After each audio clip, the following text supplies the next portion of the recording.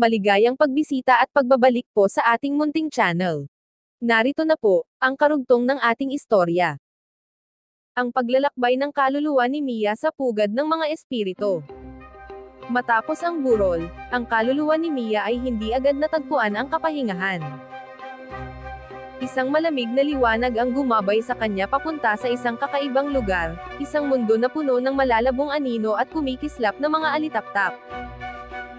Ito ang pugad ng mga espiritu, isang tagong dimensyon kung saan nagtitipon ang mga kaluluwa ng mga dakila at mga nilalang na biktima ng dilim. Habang siya'y naglalakad sa masalimuot na landas ng pugad, naramdaman ni Mia ang bigat ng kanyang sakripisyo.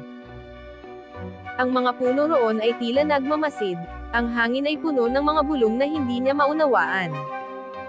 Saan ito patungo? Tanong niya sa sarili, habang pilit na nilalabanan ang takot.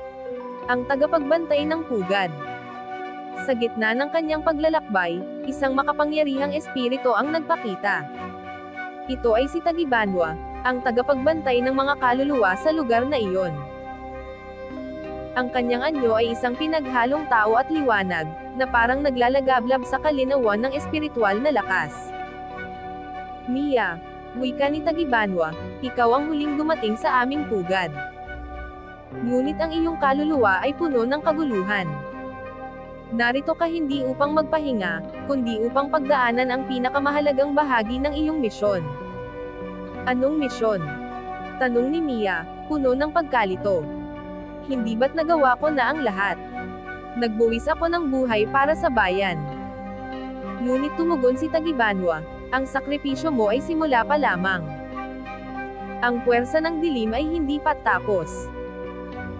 Ang iyong kaluluwa ay tinawag dito upang maging bahagi ng mas malaking digmaan, isang digmaan hindi lamang para sa mga tao, kundi para sa balanse ng lahat ng mundo. Ang pagsubok ni Mia. Upang mapagpatuloy ang kanyang layunin, kailangang harapin ni Mia ang tatlong pagsubok na iniatas sa kanya ng mga espiritu ng pugad. Una, ang pagsubok ng katapangan, dinala siya sa isang lugar na puno ng kanyang mga takot, mga aswang, anino, at ang nagbabagang anyo ni Mang Cardo. Sa gitna ng takot, kinailangan niyang labanan ang panunumbat ng kanyang sariling isip, ang tanong kung sapat ba ang ginawa niya para sa bayan. Sa pamamagitan ng kanyang tapang, hinarap niya ang bawat halimaw at sinabi, ang aking sakripisyo ay hindi walang kabuluhan. Ikalawa, ang pagsubok ng pagtitiwala, si Mia ay dinala sa isang malinaw na lawa kung saan lumitaw ang mga kaluluwa ng kanyang yumaong pamilya at kaibigan. Hiniling sa kanya ng mga espiritu na talikuran ang pagnanasa niyang bumalik sa mundo ng tao. Ngunit kinailangan niyang manalig sa plano ng mas mataas na puwersa, kahit pa nangangahulugan ito nang hindi na muling makapiling ang kanyang minamahal. Ikatlo, ang pagsubok ng liwanag. Sa huli, kinailangan niyang gamitin ang kanyang natitirang lakas upang maglabas ng liwanag na kayang talunin ang madilim na enerhiyang pumapaligid sa pugad.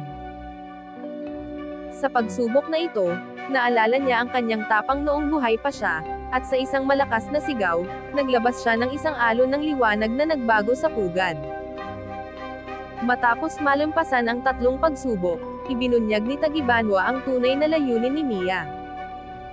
Ikaw ang bagong tagapag-alaga ng amuleto ng liwanag, Mia.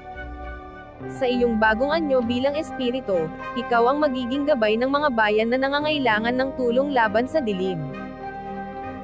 Ngunit mag-ingat, si Kalintas at Mang Cardo ay naghahanda ng mas malaking plano upang sakupin ang buong mundo ng mga tao.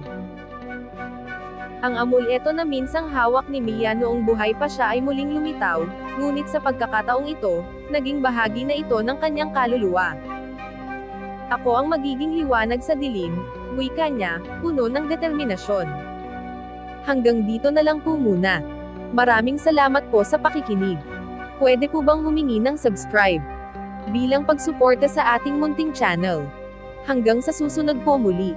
Stay safe and God bless.